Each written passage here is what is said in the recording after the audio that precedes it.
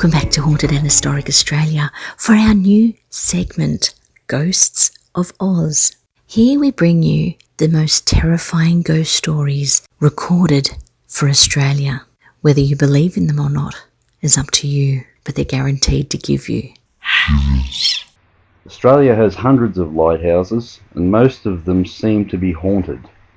The tale of Lydia Gow's death at the South Solitary Lighthouse off Coffs Harbour, New South Wales, is not only one of the saddest, but also one that still holds some troubling questions.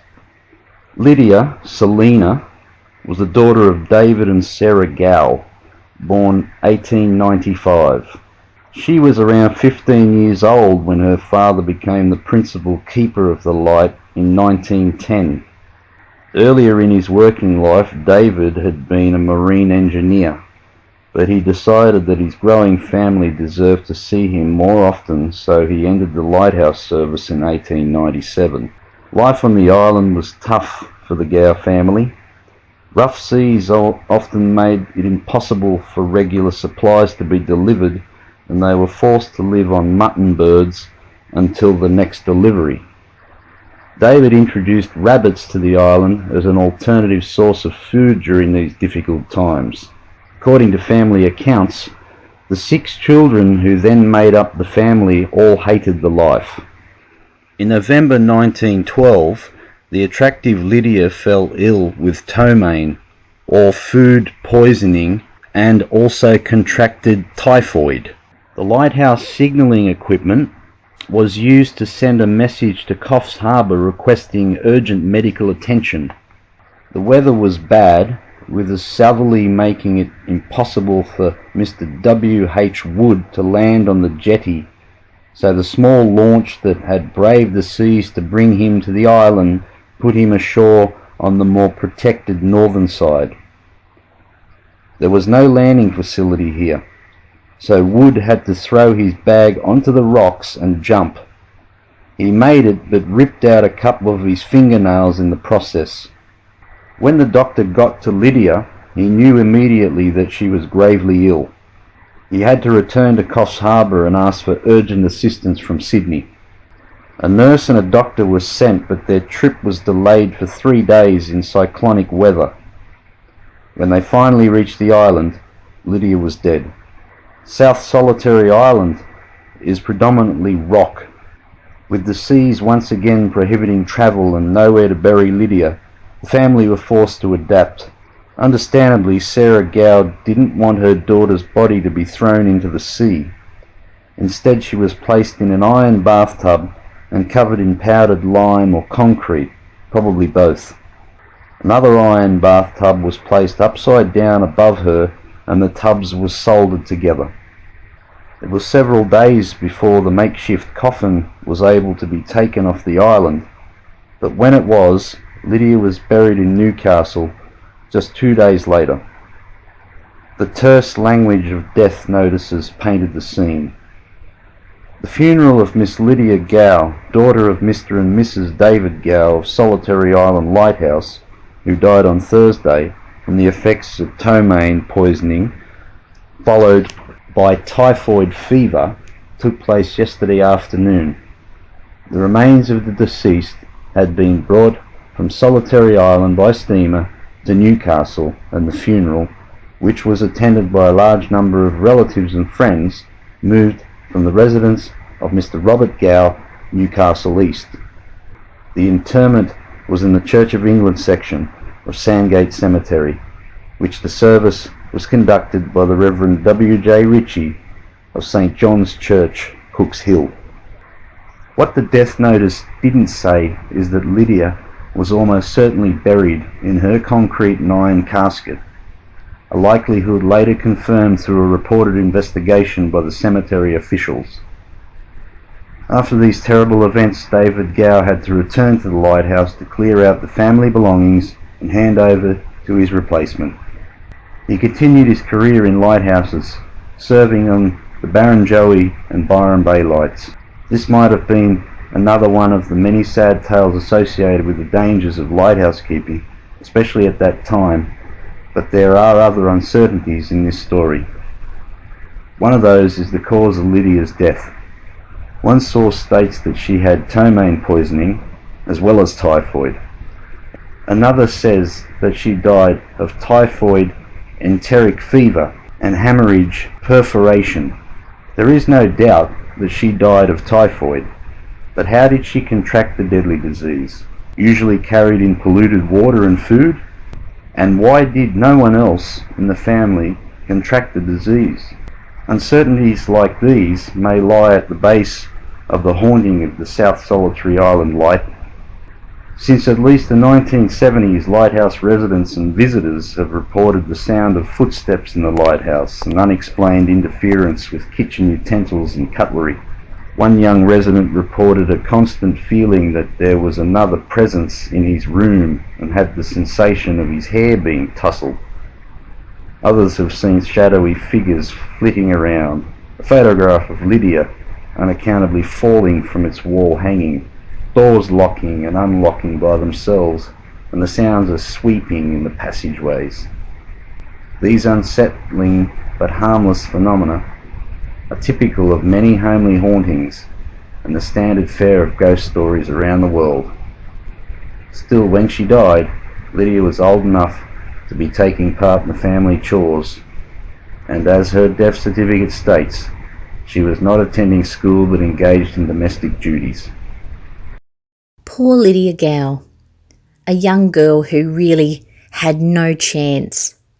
Typhoid was such an awful illness, and who knows how she got it. She could have even got it from the mutton birds or seagulls that they were eating. I mean, it doesn't sound very delicious, but when they had no other food, they had to eat whatever they could.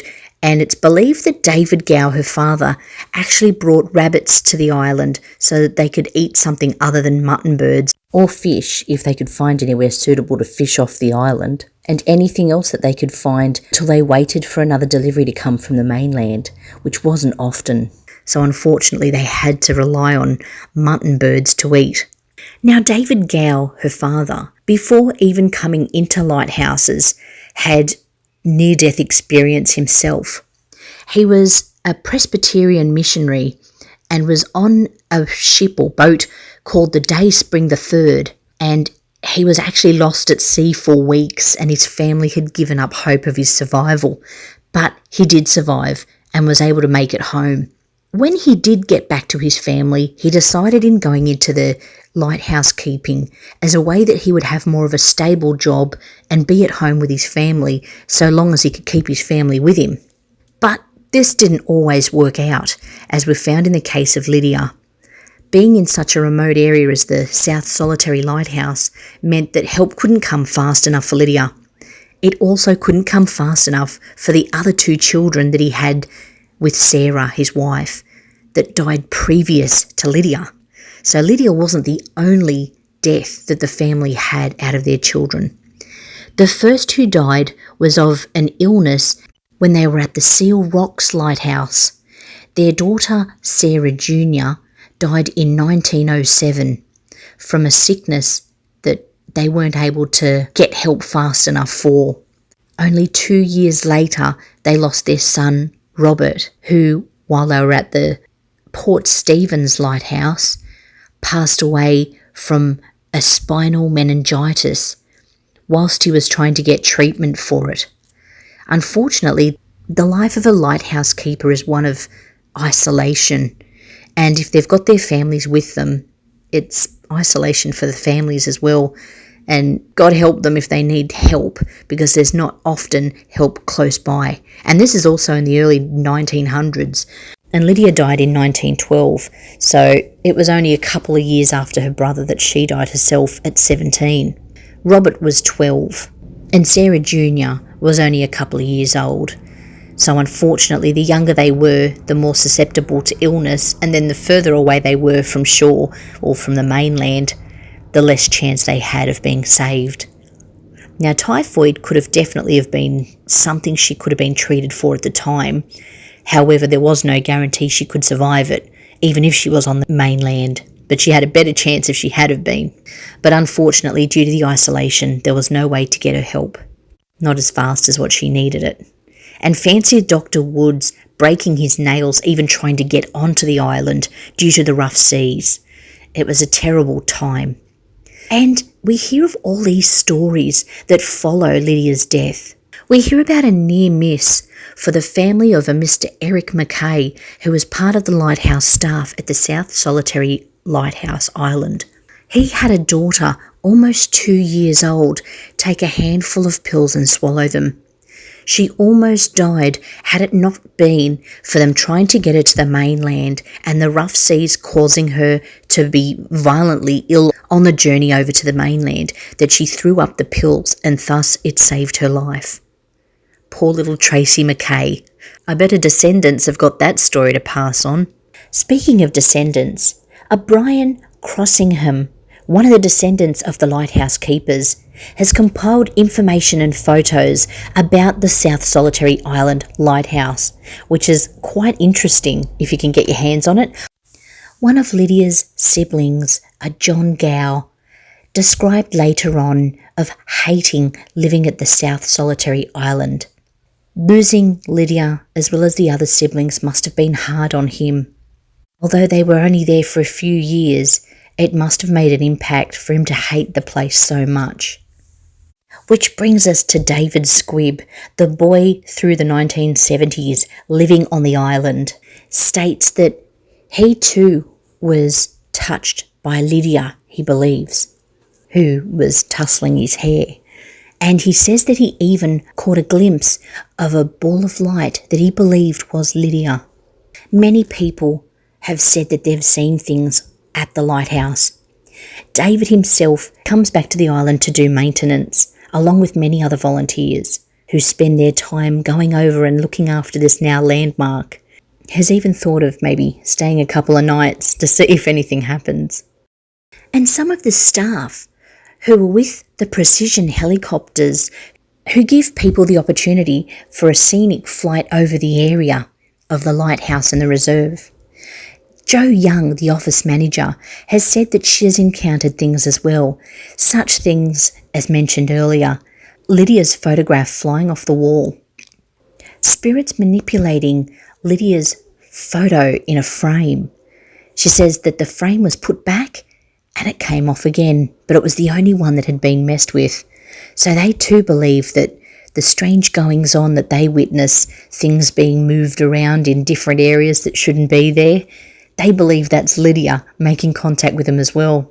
We hope you enjoyed this story about Lydia Gow, as well as the curse of the lighthouse keepers. No doubt we'll have other haunted stories from lighthouses across Australia very soon. But don't forget to like, subscribe and share to make sure that you're aware when we upload more ghost stories.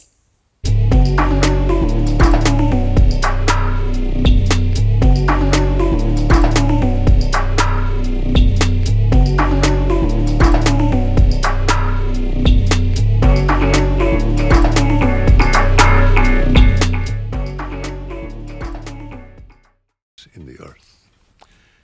Inside were 2 or 3 bodies of these creatures that had been smothered by the smoke.